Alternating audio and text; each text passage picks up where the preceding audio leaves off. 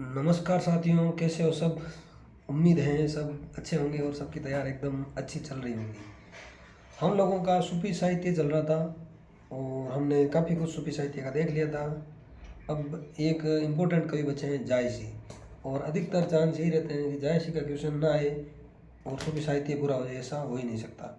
तो जायसी सूफी साहित्य के प्रतिनिधि कवि माने जाते हैं, ये आपको पहली बात ध्यान में रखनी है। पूछ ले सूफी साहित्य के प्रतिनिधि कवि कौन है, तो प्रतिनिधि कवि अपने ये जायसी हैं। जैसे राम भक्ति काव्य के प्रतिनिधि कवि तुलसीदास जी है, वैसे सूफी साहित्य के प्रतिनिधि कवि जायसी है। जैसे संत साहित्य के प्रतिनिधि कवि पूछ लें तो कबीरदास जी है, और कृष्ण भक्त साहित्य के सूरदास जी है।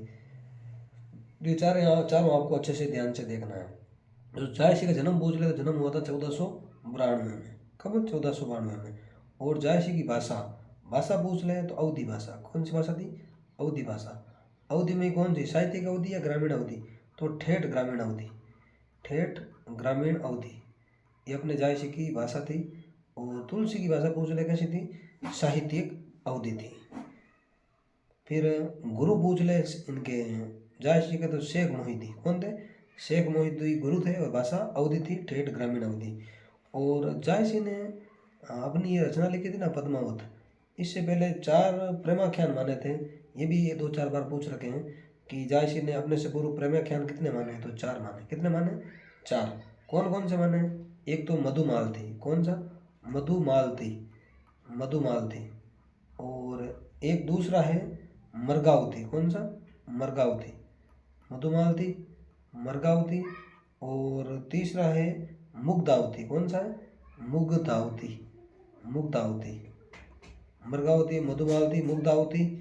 और लास्ट है प्रेमावती। कौन सा है? प्रेमावती। प्रेमावती लास्ट इनका है, प्रेमावती। तो 4 रचनाएं हमने देखी थी। एक बार और सुन लो आप। थोड़ा डिस्टर्बेंस हो गया था, कोई बच्चे इधर उधर घूम रहे थे, है ना। तो कोई नहीं, एडजस्ट करना आप। तो जायसी ने अपने से पूर्व 4 रचनाएं मानी थी। कौन सी हमने बात अभी करी है? एक तो हो गई मधुमालती, दूसरी मरगावती, तीसरी मुग्धावती और चौथी प्रेमावती। तो ये आपको ध्यान में रखने हैं। इसके बाद आपको क्या ध्यान में रखना है, जो यहाँ लिख रखा है कि शुक्ल ने शेख मोहिद्दी, यानी जायसी का गुरु कौन है? शेख मोहिद्दी को गुरु माना है। वे शेख बुरहान को कुतुबन का गुरु माना। पूछ ले कुतुबन का गुरु कौन है? शेख बुरहान। शुक्ल के हिसाब से पूछ ले तो भी ये है, ऐसे ही पूछ ले तो ये है। तो ये आपको ध्यान में रखना है। फिर बनारसी दास ने अर्ध कथानक में मरगावती व मधुमालती की चर्चा करी है। अब पूछ ले बनारसी दास ने अर्ध कथानक में किसकी चर्चा करी है, तो ये आपको ध्यान में रखना, मरगावती या मधुमालती। इसके बारे में हमने पीछे और देखा था। तो इन्होंने कौन कौन से ग्रंथों की चर्चा करी है, ये आपको कमेंट करके बताना है।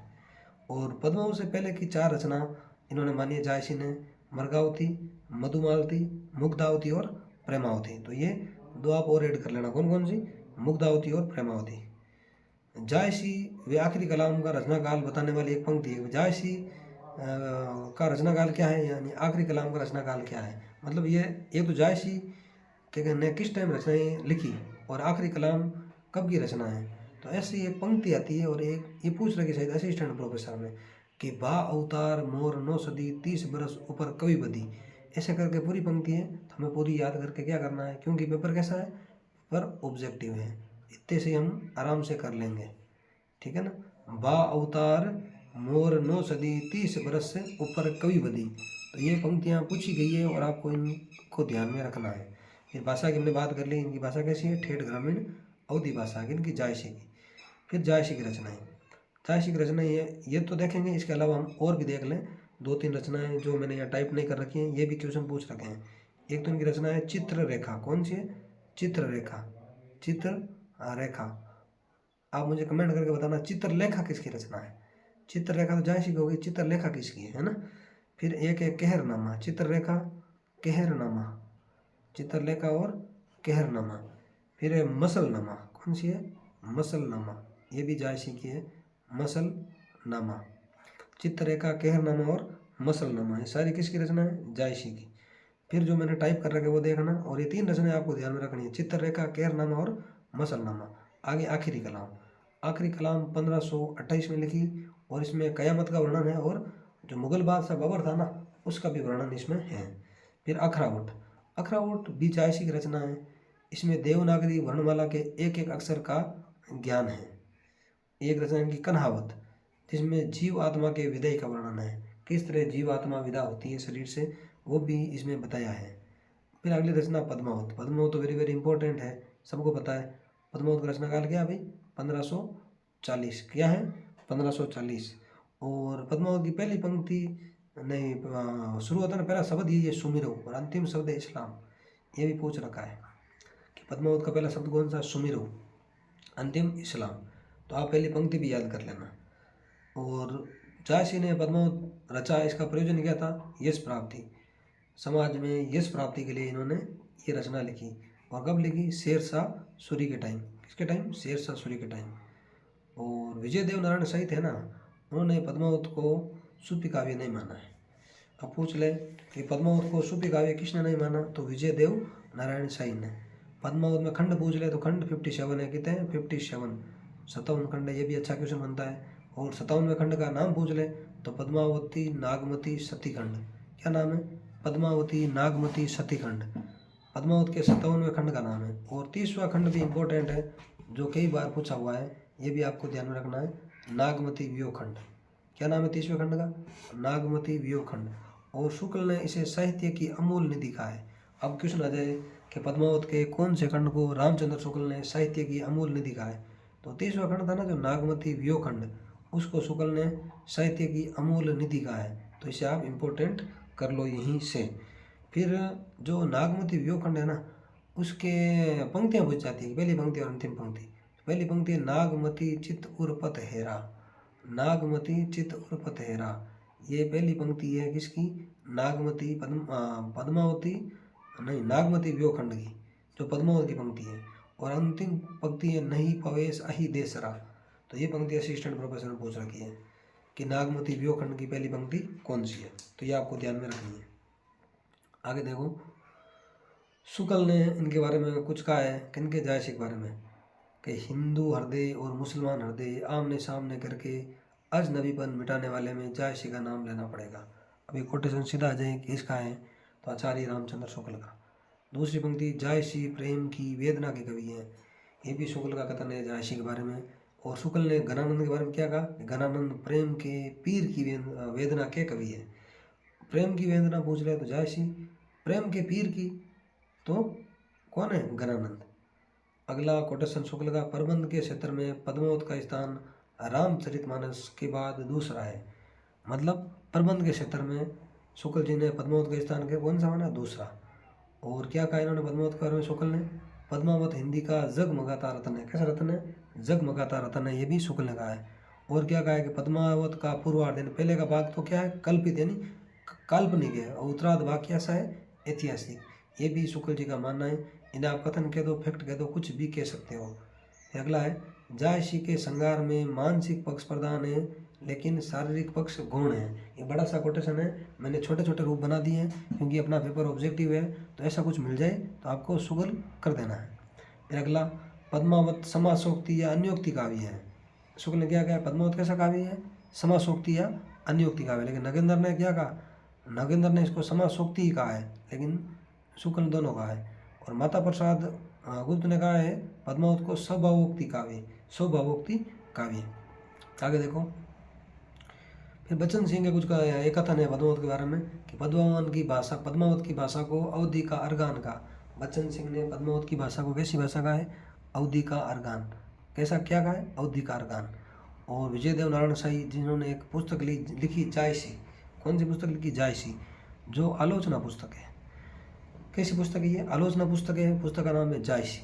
इसमें इन्होंने कहा है कि एक त्रासदी या महाकाव्यात्मक त्रासदी, यानी पद्मावत एक त्रासदी या महाकाव्यात्मक त्रासदी है। ये किसका मानना है? विजय देव नारायण साई का। और इन्होंने क्या कहा है? जायसी यदि कवि है तो क्या है? कुजात सूफी है। क्या है? कवि है तो कुजात सूफी है। ये दोनों कथन इंपॉर्टेंट है।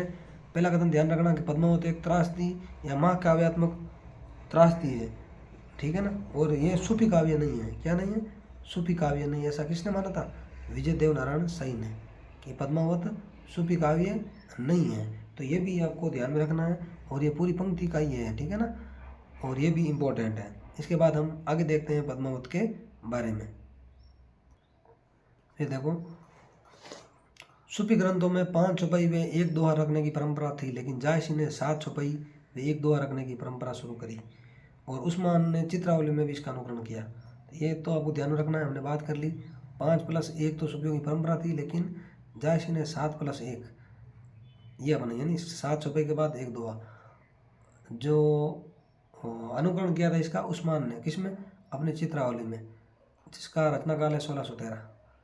ये आपको ध्यान में रखना है। फिर पद्मावती का वीर्य कैसा है पूछ ले, तो प्रवास जनित वीर्य है। वीर्य के 4 प्रकार हैं, पूर्व राग, मान जनित है ना, प्रवास जनित, करुणा जनित, ये सारे आपको ध्यान में रखना है। लेकिन पद्मावती का कैसा है? प्रवास जनित।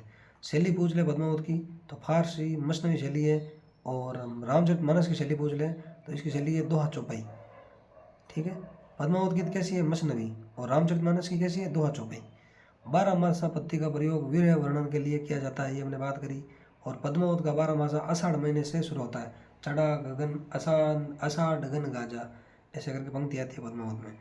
फिर अगला इफेक्ट है 1650 में आलाओल ने पद्मावत का बंगाली में अनुवाद किया। अब पूछ ले पद्मावत का बंगाली में अनुवाद करने वाले कौन थे? तो आलाओल। कौन थे? अलाओल। ये सब चीज़ें इंपॉर्टेंट है, आपको ध्यान में रखना है। फिर वासुदेव शरण अग्रवाल ने पद्मावत की संजीवनी व्याख्या जायसी को पृथ्वी पुत्र का है। अब पूछ ले पद्मावत की संजीवनी व्याख्या किसने लिखी है? वासुदेव शरण अग्रवाल। और जायसी को क्या कहा है? पृथ्वी पुत्र। क्या कहा है? पृथ्वी पुत्र। फिर कुछ पंक्तियां हैं मलिक मोहम्मद जायसी की। पहली पंक्ति तो आपको यही ध्यान में रखनी है, चढ़ा आषाढ़ गगन गन गाजा। कौन सी है? चढ़ा आषाढ़ गगन गन गाजा, चढ़ा आषाढ़ गगन गन गाजा। ये इंपॉर्टेंट पंक्ति है, ठीक है ना, ध्यान में रखना। फिर दूसरी पंक्ति है मोही हंसेसी की हंसेसी को रही। ये दरबार में कहा था शेरशाह के, किसने?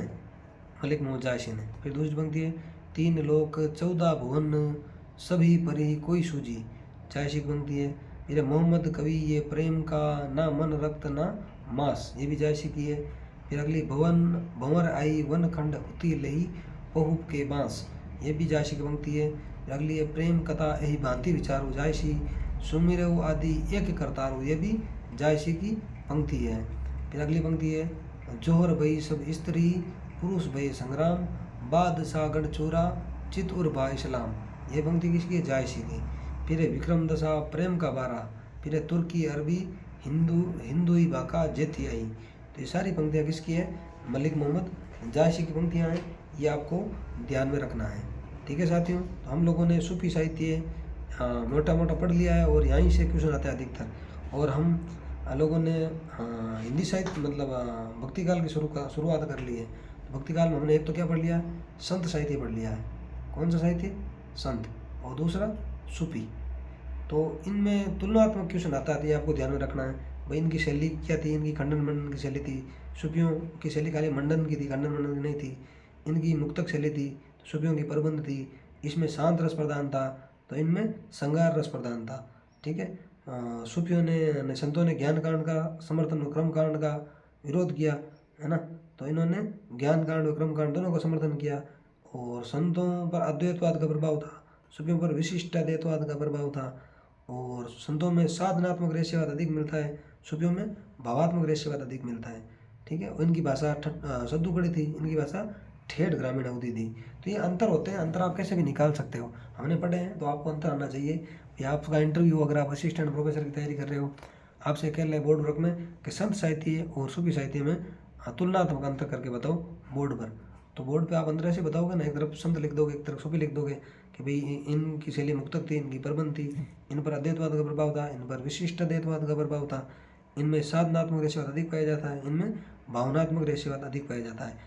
इन्होंने खंडन मंडन की शैली अपनाई, इन्होंने खंडन मंडन की शैली नहीं अपनाई। तो ये सारी चीज़ें आपको ध्यान में रखनी है और अच्छे से रखनी है। ठीक है साथियों, हमने सूफी साहित्य अच्छे से पढ़ने की कोशिश करी है, फिर भी कहीं कमी पेशी रह गई है तो आप कमेंट करके ज़रूर बताना। भाई आप भी पढ़ रहे हो, हम भी पढ़ रहे हैं, क्या पता आपको कुछ एक्स्ट्रा ज़्यादा चीज़ें आती हो तो आप कमेंट कर देना, क्योंकि जो आपको आता है वो सभी लोगों को सीखने का मौका मिले। और एक चीज़ मैं आपको आज और कह देता हूँ, अगर आप अच्छे से तैयारी कर रहे हो और आपको इसी बार सेलेक्ट होना है तो मैं आपको एक चीज़ कह रहा हूँ, अगर मेरा मानो तो आपकी इच्छा, नहीं मानो तो अगले एग्ज़ाम में आपको खुद को मानना ही पड़ेगा, है ना। इस बार पीछे रह जाओगे फिर मानना ही पड़ेगा ना। तो आपको ये जो टेस्ट सीरीज़ होती है ना, कोचिंगों की टेस्ट सीरीज 1000 रुपये में, 2000 रुपये में, ये आपको ज्वाइन नहीं करनी है। ठीक है ना। क्यों नहीं ज्वाइन करनी है आपको? इसकी जगह ओल्ड पेपर एनालिसिस करना है भाई। टेस्ट सीरीज जैसे आपने आदिकाल पढ़ा तो ओल्ड पेपर में आदिकाल के क्वेश्चन देखो ना आप, एक ही बात है ना, क्यों इसके पीछे पड़े होते, दिमाग खराब कर रहे हो आप, है ना। तो ओल्ड पेपर आपको देखना है, वो निरंतर पढ़ना है आपको। क्या पढ़ना है? निरंतर पढ़ना है, ठीक है। और कम से कम एक टॉपिक को 5 बार पढ़ना है। अगर आप निरंतर पढ़ोगे, एक टॉपिक को 5 बार पढ़ोगे और ओल्ड पेपर साथ साथ देखोगे और इनसे बचोगे तो आपका सिलेक्शन कोई नहीं रोकने वाला है, आपका सिलेक्शन 101% होने वाला है, ठीक है। मेरी ईश्वर से ये प्रार्थना है आप सब जल्द से जल्द राजपत्रित अधिकारी बनो, ठीक है साथियों। मिलते हैं नेक्स्ट वीडियो में नेक्स्ट टॉपिक के साथ। जय हिंद, जय भारत।